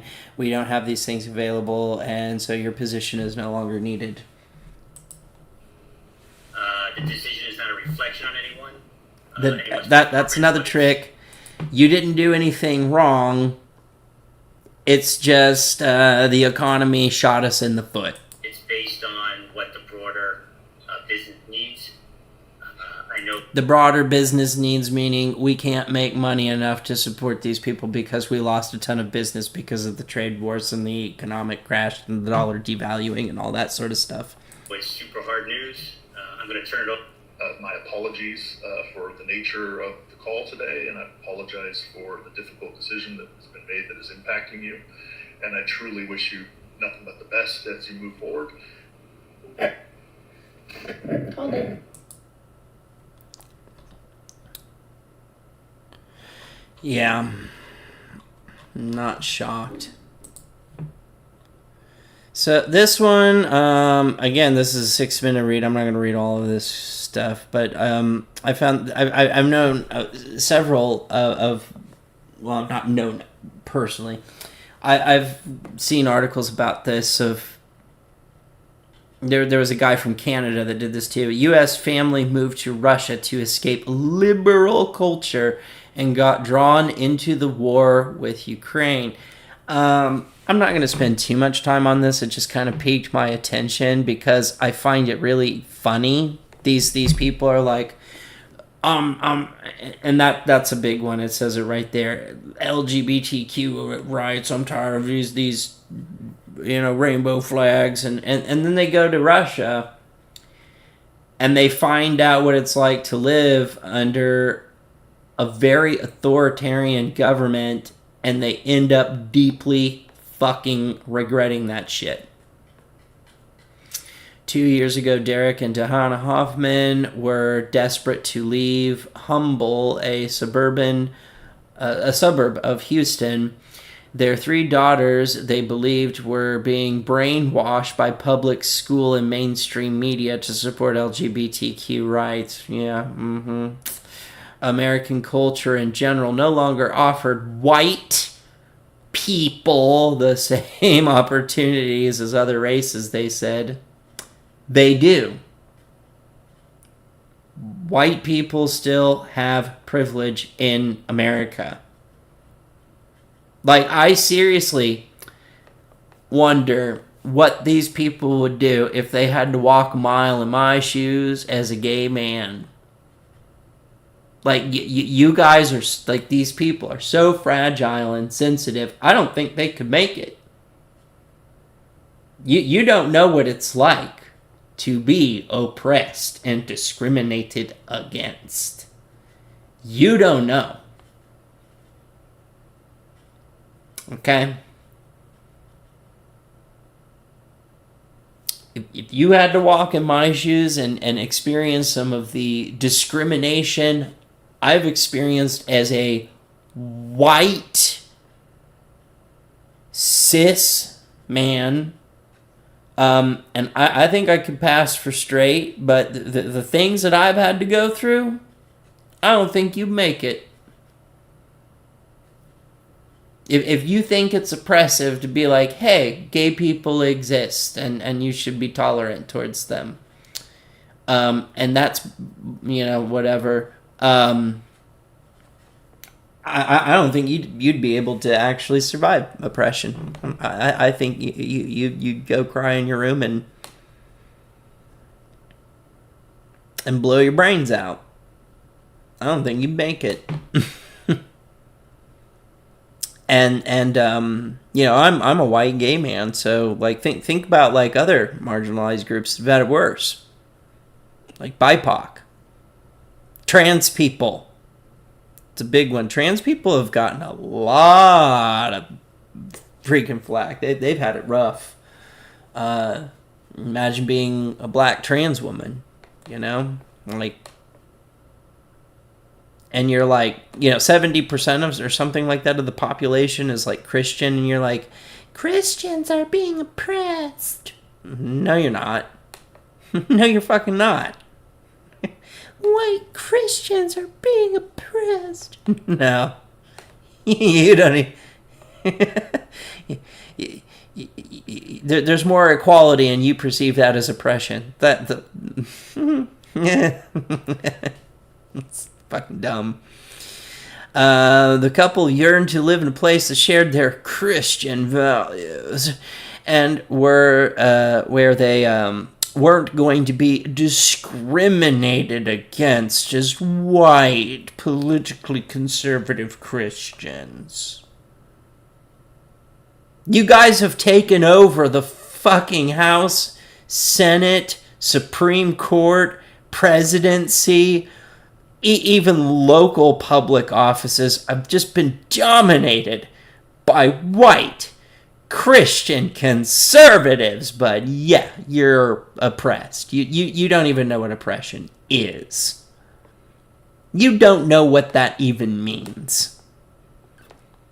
So in March, the Huffmans became the first family to move to a community planned for fellow English speakers some 30 miles west of Moscow, a project they had been following online, run by long-term American expat and former Kremlin-sponsored RT host Tim Kirby.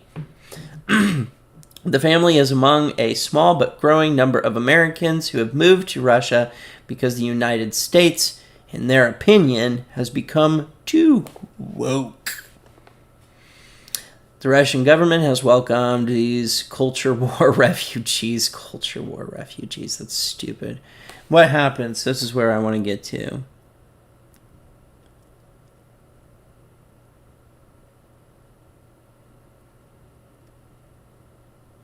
So, Russian media has declared them ideological immigrants.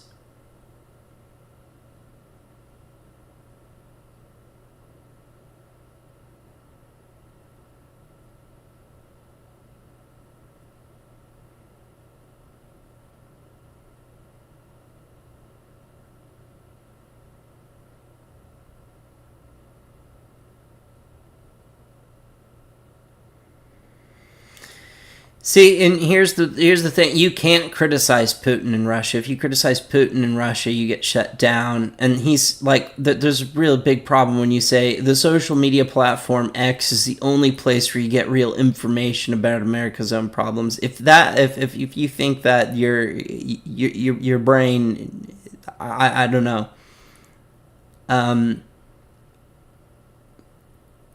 You don't have much of a mental capacity.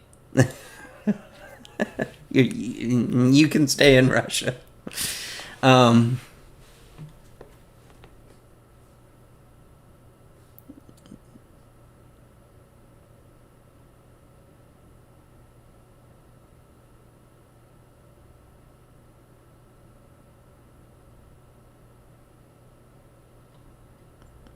Okay, so he joined the military and then some kind of controversy.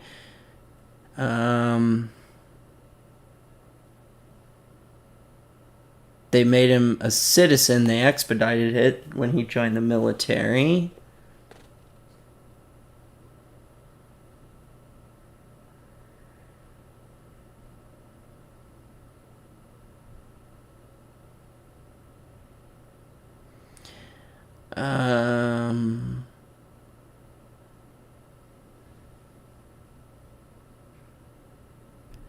But in a follow-up video posted in June, which was subsequently deleted, Deanna Hoffman, 42, told viewers that her husband had been thrown to the wolves. NBC News viewed a re-upload of the video. The couple had hoped Derek Huffman would put previous welding experience to use in the repair battalion and actually be utilized for his skills, she said in the video. Instead, she said he was sent to the front line and struggled to understand his training, which was in Russian.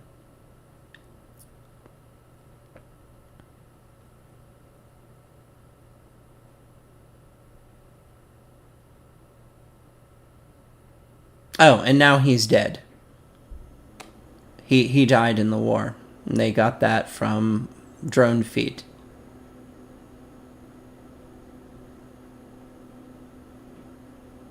Wait, did it? It says pro-Ukrainian commentators keen to publicize hardship for pro-Russian figures said on social media that Derek Hoffman had been killed. A post on X claiming to have access to drone footage of his death has more than 2 million views. NBC News did not find video to substantiate the claim, and Deanna Huffman denied the reports.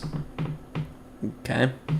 Derek reappeared in several videos on the family's YouTube channel, uploaded on October 25th, celebrating his daughter's birthday and signing forms to receive his Russian passport.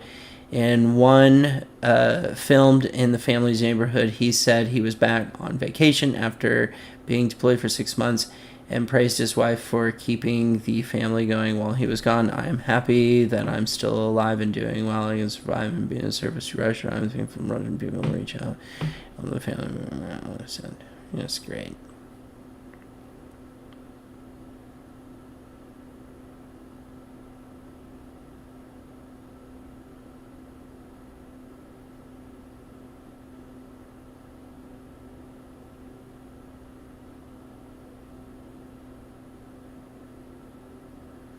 They are so scared, so homophobic.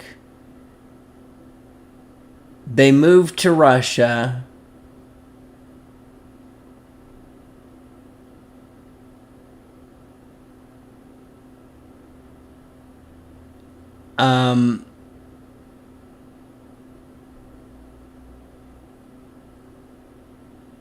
And obliterated their civil rights, liberties, and freedoms just to get away because there's from homophobia, basically. That's wild. And the thing they don't talk about is a lot of the people who go over there and do this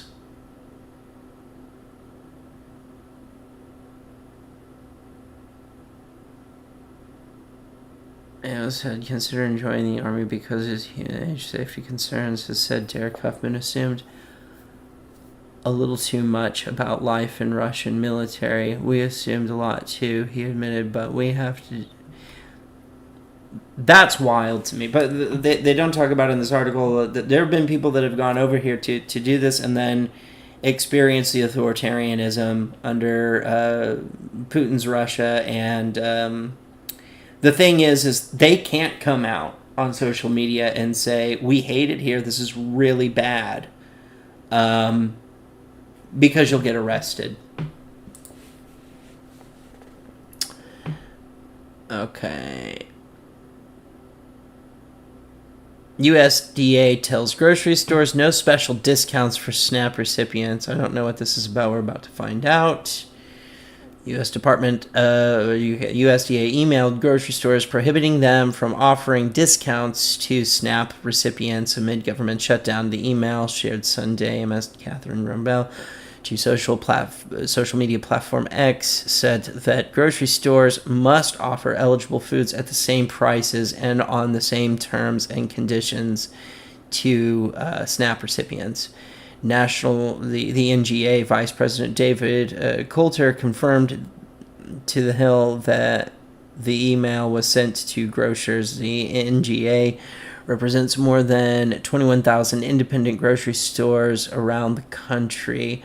The Sunday notice states that unless the store has a waiver allowing it to bypass the program's equal treatment requirement, offering discounts or services only to SNAP paying customers is a SNAP violation. A spokesperson for the NGA added that independent grocers around the country remain committed to serving all customers with fairness and integrity during the shutdown. I don't know. I don't know whether this is any relevance or important because everybody's groceries is like up. So this is interesting. Faith leaders blocked by ICE from delivering communion to immigrants speak out. Now, a lot of cultures south of the border in South America are very Catholic oriented. So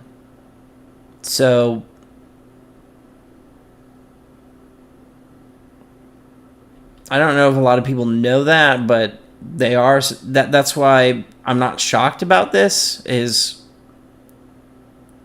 the United States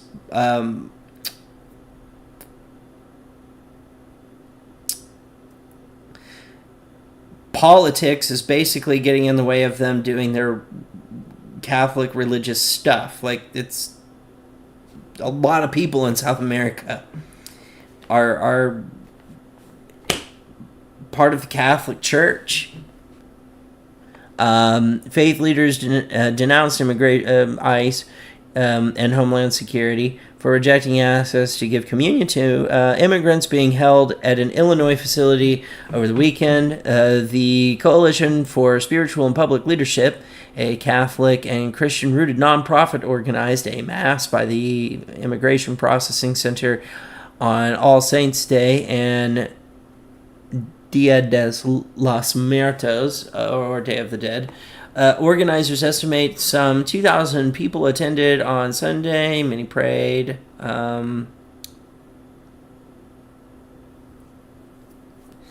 It's creating such fear and trauma for so many families that we work with and that are members of our coalition. Yeah, because like I said, many people from South America are very Catholic.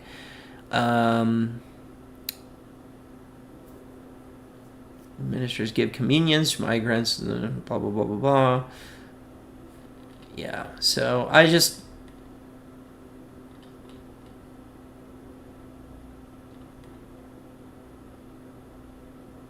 If you're Catholic, this could be seen as, like,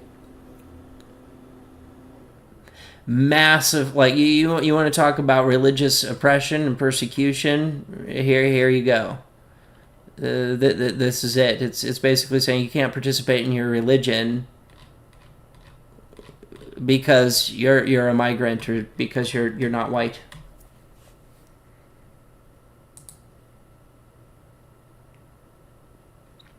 This is one. House members release bipartisan principles for extending Obamacare subsidies.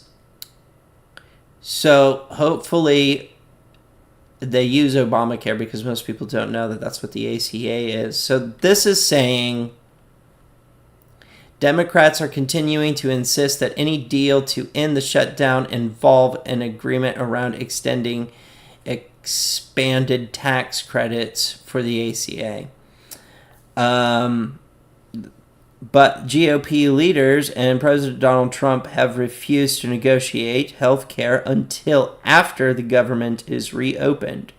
And that's the fear, is that if we reopen it and then they go, no, then everyone, like you're talking about millions losing their health care. The new blueprint is a sign the partisan freeze is thawing among some factions on Capitol Hill, and that frustration over the impasse is growing. Moderate Republicans in the House are especially losing patience, eager to address the healthcare issue, while Speaker Mike Johnson has kept the chamber out of session since September. Congress is in gridlock, and too many Americans have lost faith that we can work together.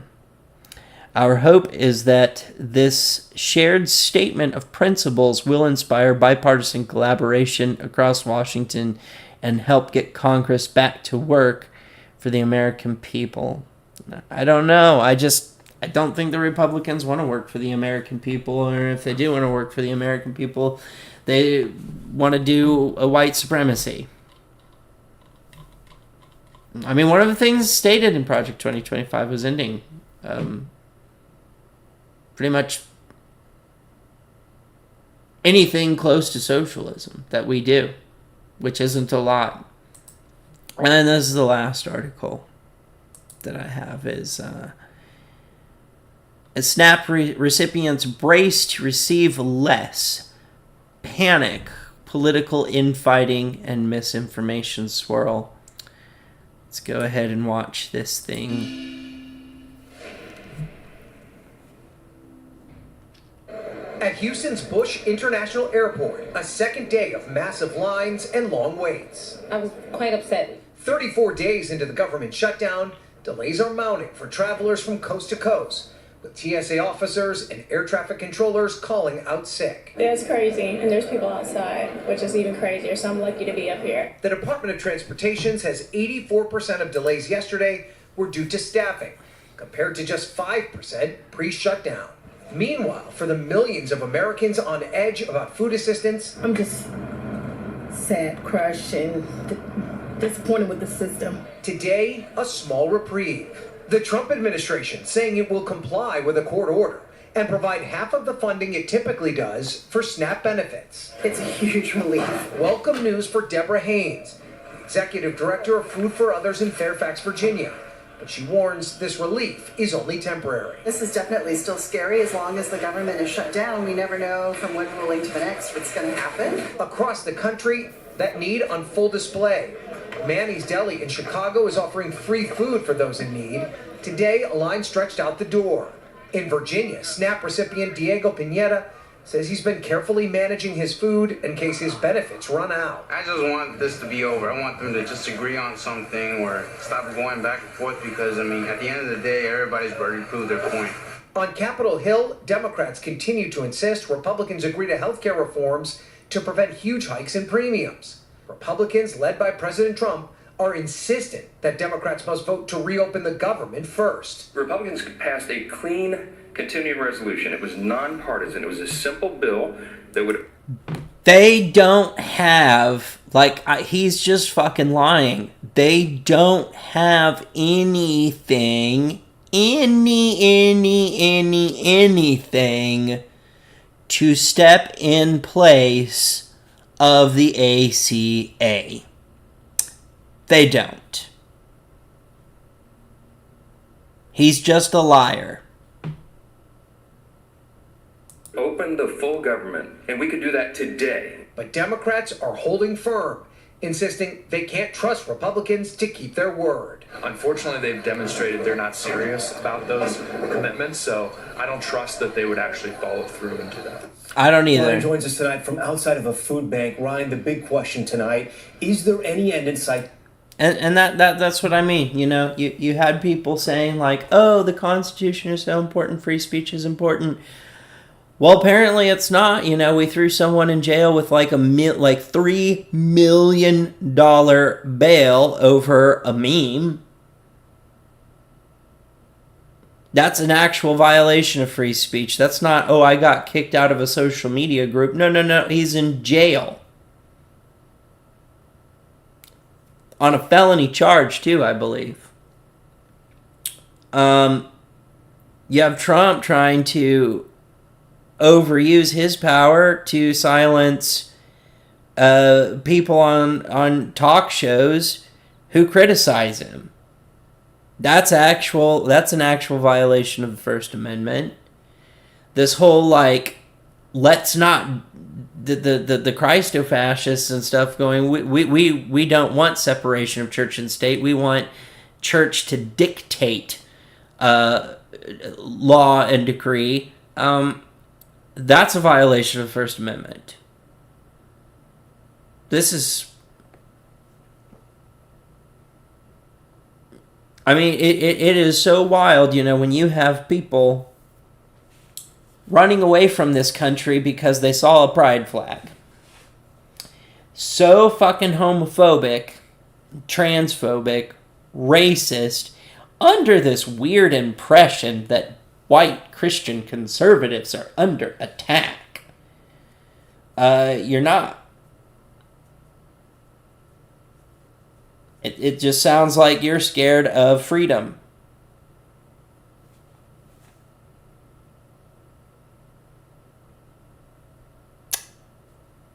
This is wild. But yeah, I mean, I would agree. Like, how can you trust Republicans at this point?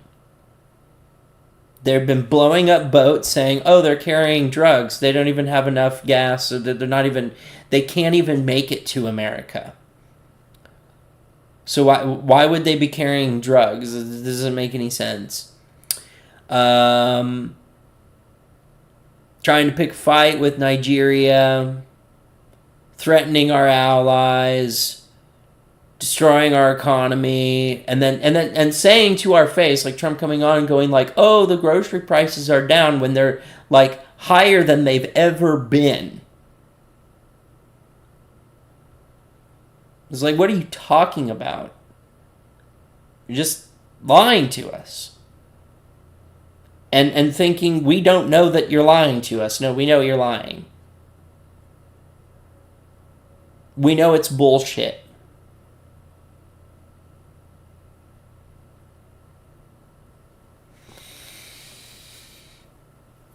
Yeah. Yeah. So I don't blame them. I don't. I mean, all the shit they've done where they're like, oh no, we won't touch Social Security, and then they touch Social Security. Yeah. I mean, you know, like, why should we trust them at this point? There's no consistency. There's no None. Oh, we love the Constitution, and then Trump can run for a third term. No, you're not a constitutionalist. Like I said, no values, no morals, no principles, no consistency, none. And you want people to just trust them. Trust is something to be earned, not given. I mean,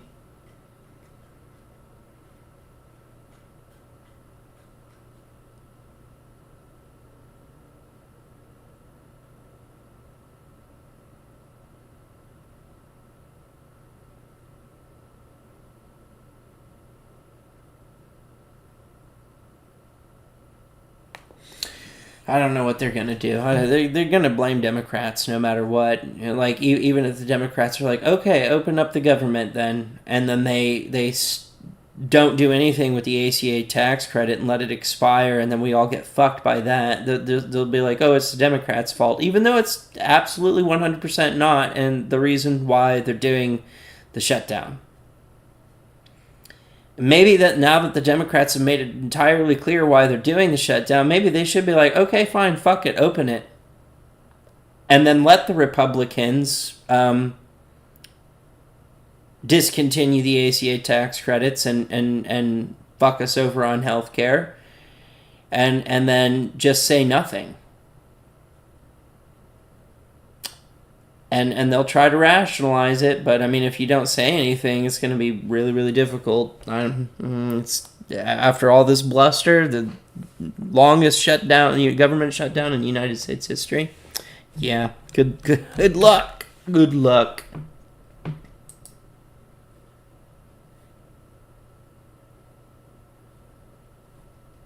Good luck.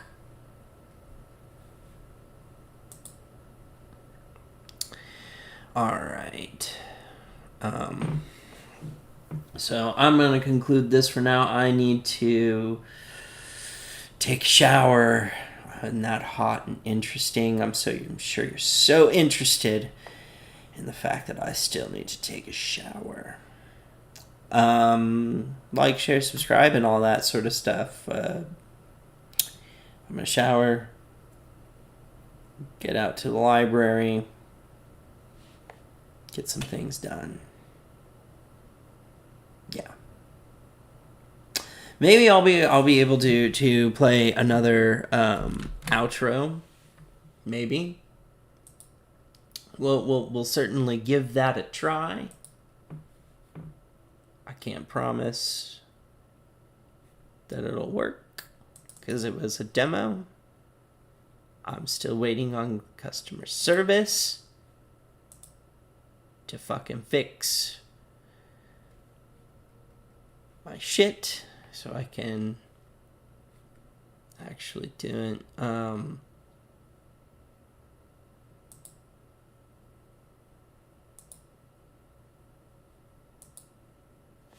Do you actually want to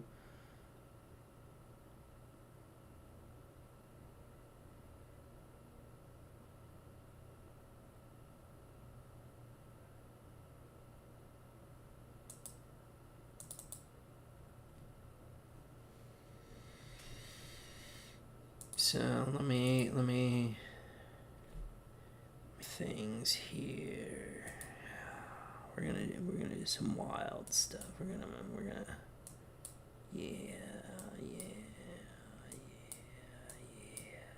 do some weird stuff.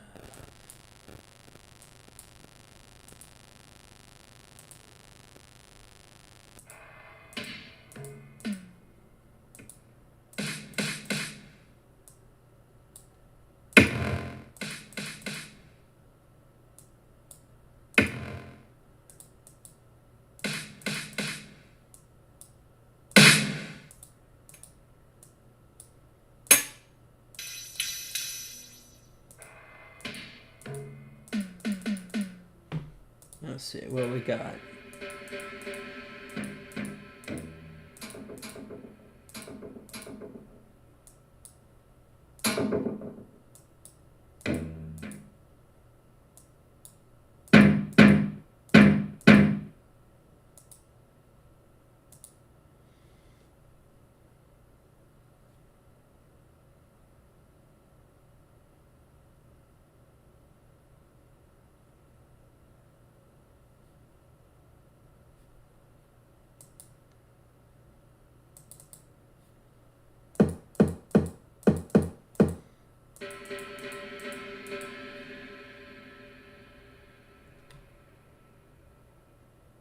Okay. Alright, yeah, I think I got a nice outro song, so set up here. We're gonna wait.